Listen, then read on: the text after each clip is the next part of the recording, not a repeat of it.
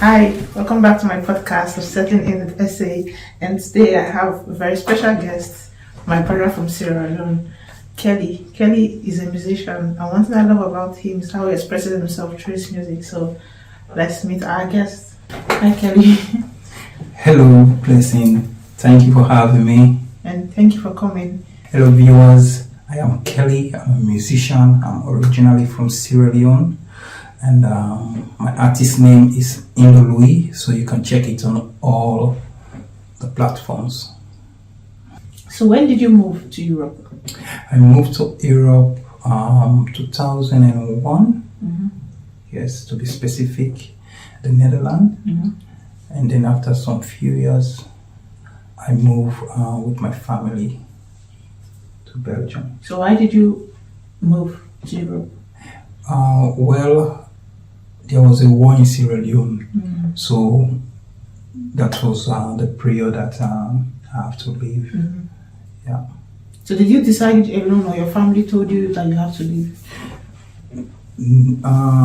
It was, let me say, a decision made by my parents. Okay. Also, yeah. So how has it been since you moved? Did you have some trauma that you went through during the war? Were you able to cope just being in a new environment away from your family and with everything that you have been through? Yes. I came in the Netherlands with my arms open, was bleeding, and so it's like the trauma was already there, So when I came in as an asylum seeker, and they took me in, and they have to take me through a process. I have to go through the registration and also go through all the therapy also, because of the trauma that I've gone through. So how were you able to just settle in? Because I know in Netherlands they don't speak English because you come from an English, and with everything that you've been through, was it easy for you to just easily integrate into the community and learn the language? It was not easy because it's like I was in a camp, for some few months. Some people stayed here also like for some few years also, but I was so lucky. I stayed there for some few months. So after that, they have to put me in a system so that I can able to integrate with the community, also the locals. But I was not speaking the language. So all under this procedure that every asylum seeker have to go to school to learn the language so that you can able to communicate with the locals, which is, I think, you're doing it for yourself because you cannot be somewhere and you cannot communicate with the people. And that was the difficult part actually for me, the first step to learn the language, but I went through it, I conquered, and I win. So do you have like a community that helped you relax and helped you easily integrate into the community? Yes. Like the support system, I mean. Yeah, since they set after the camp, and let me say, when you come out from the camp and you went through the mayor office, also they will check your file and see that, okay, this person need a doctor also. Therapy. To go through a therapy. So that was the moment I received a letter that I have every week I have to be going for a therapy session, and during that time also I was not even speaking the language also, but luckily the doctors they can able to communicate in English. Yeah. So it was, I would say, not simple, but we can understand each other. Yeah. Yeah. So did you feel out of place? Yeah. At first, yeah. Mm-hmm. At first, yeah. I felt really out of place, because it's like you are in a land that you're not there with your family. Yeah? Mm-hmm. You don't have no friends, and you can't even walk, and you don't have no documents. Yeah. So it's like they can even say to you, okay, it finished today. You have to go back. But we'll come back to that. Okay. Yeah, but they made sure that you spoke to a therapist about the situation that you have gone through. They make sure that they put you in a school where you're able to learn the language. But for yourself, how was it easy for you to find your feet?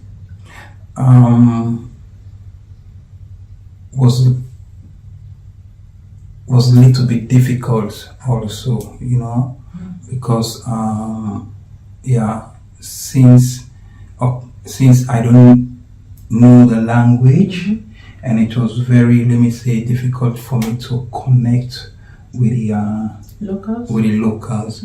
But as time goes on, I reconnected with locals really quick, on a way that I can express myself through music. Okay. Yeah, and so everybody started, talking to me. Also at school, also, immediately I went to school when they knew that I am an artist. So most of the teachers, they love that. Okay. Also, I started making friends. Yeah. Also, and which let me say was nice also, because I was let me say there alone. I don't have friends, no family, and so you guys found each other and then you kept each other company. Yeah. You became each other's family. Yeah. So, okay. So what was the cultural shock for you? The food.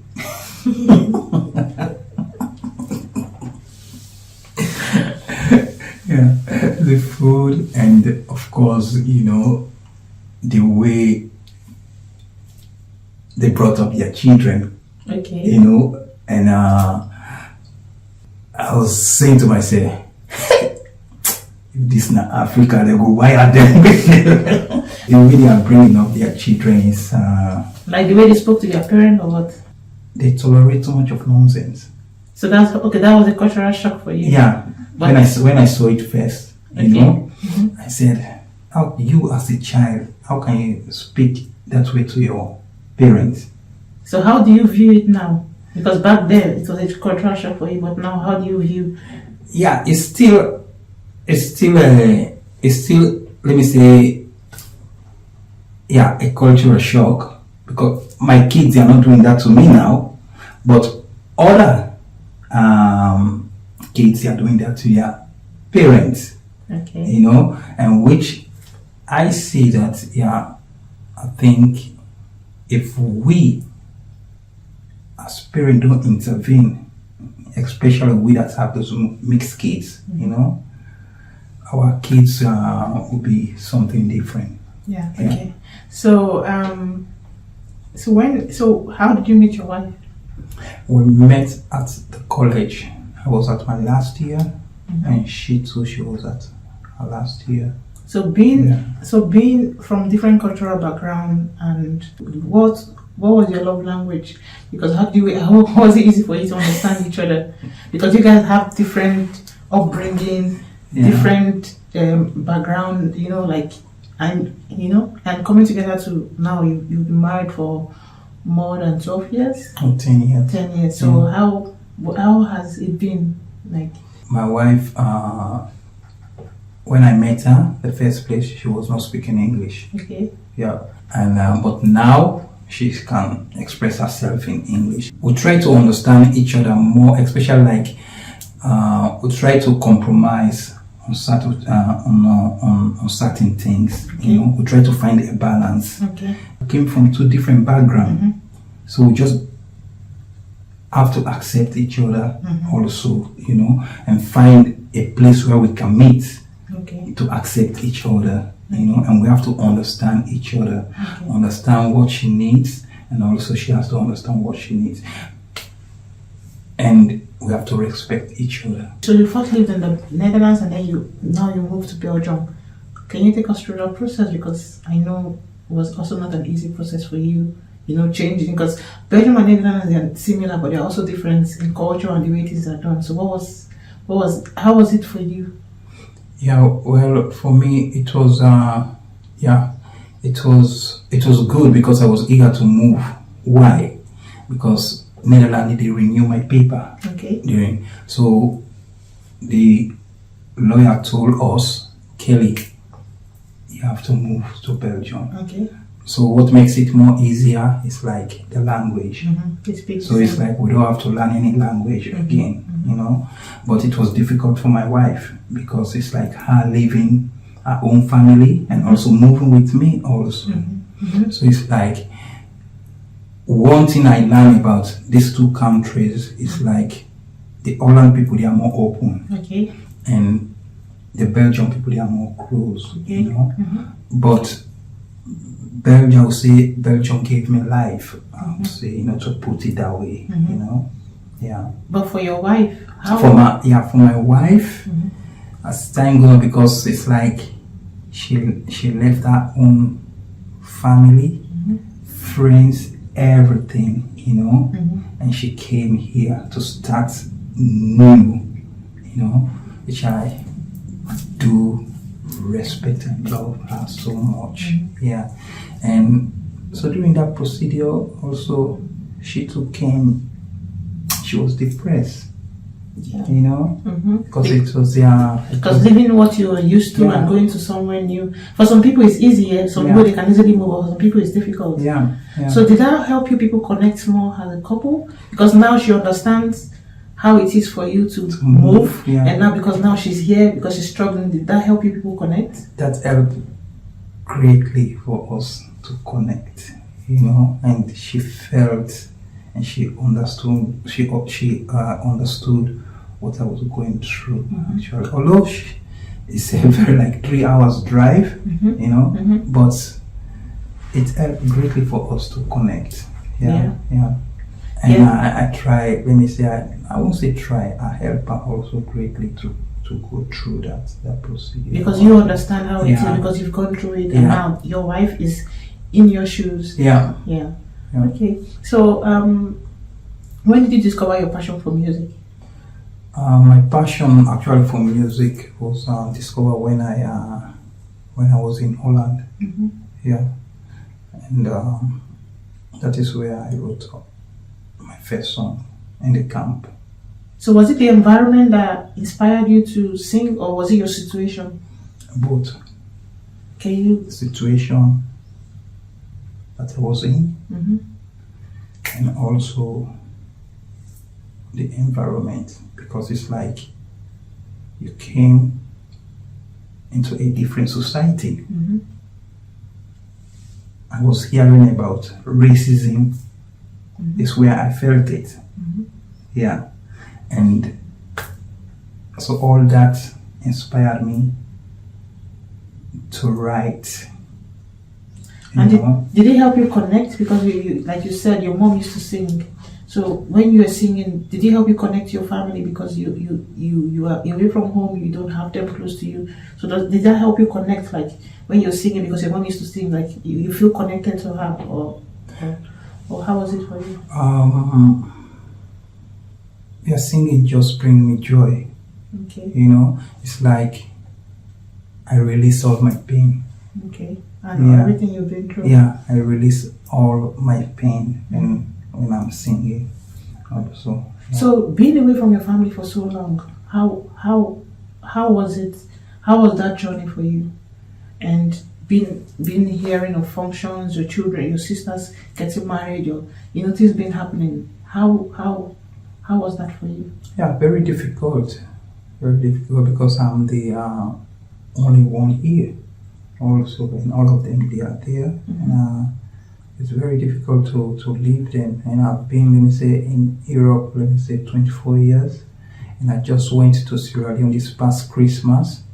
And it was also very emotional to reunite with my family again. So did you recognize your street? Were you able to, because 24 years has been a long time, going home, there are new buildings, the road are changes, there's changes. Were you able to recognize? Did you feel like this is my home?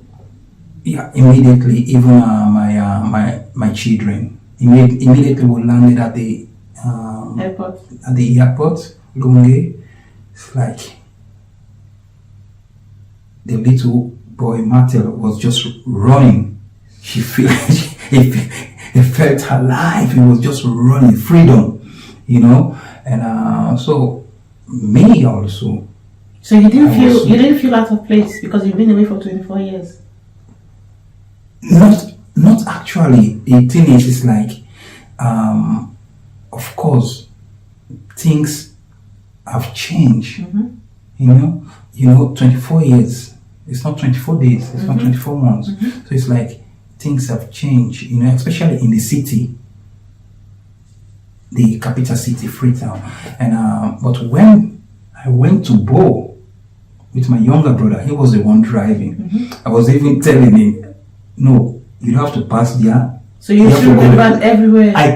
I remember everywhere because it's like I have to walk the distance that I was walking from school, so I always pass on those areas. So you still remember? Yeah, so I remember all those areas.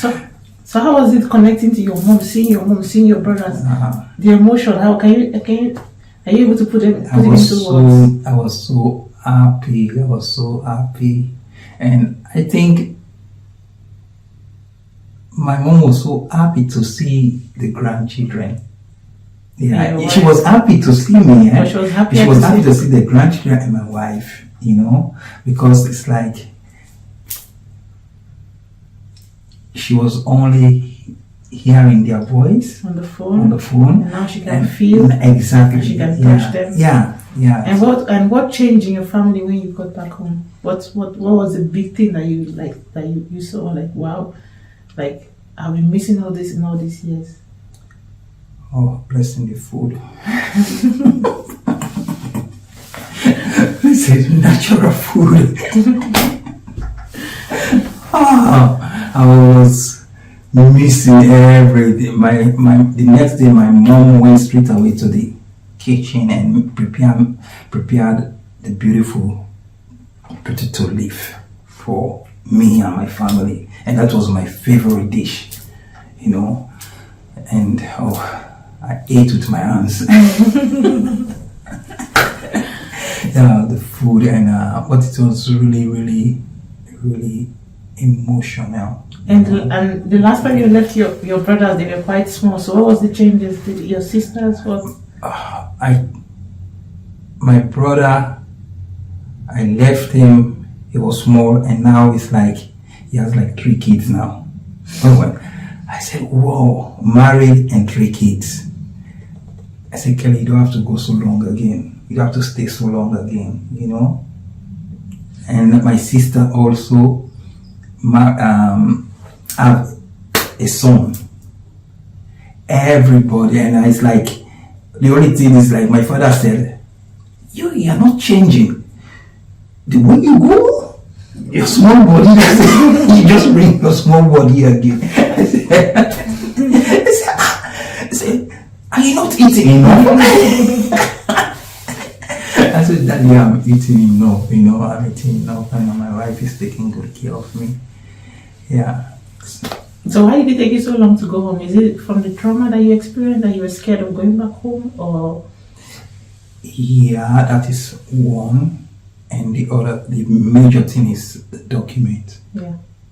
The document, if there is no document, if you don't have any document, you can't travel, So I make sure that all my documents, they are in place, before I can travel. And also the trauma, because it's like all those things can be in my head. I go back to Sierra Leone, you know. So I make sure that I prepared myself mentally, emotionally also, because it's like you go back to a country where war have took place. You have seen, you was there. You have seen things with your eyes. So it's like mentally I was really prepared also. And music helped me greatly. And music, I would say music is a therapist for me. Okay. Yeah. So today we have come to the end of this episode. We still have more to talk about because Kelly has a lot to share, but we'll just end this here for today. So please just like, share, subscribe. If you have a subject around this topic area you want us to talk about, to find your feet in a foreign country, in a home that is far away from home. If you have a subject, the topic around the subject area you want us to talk about, you can drop it on the comment section below. Please share, subscribe, tell a friend to tell a friend. You can set up your notification button so you'll be notified anytime we drop a video. And I'll see you next time. Yes, guys, tell a friend to like, to subscribe on this page. Okay. Bye, people. Bye bye.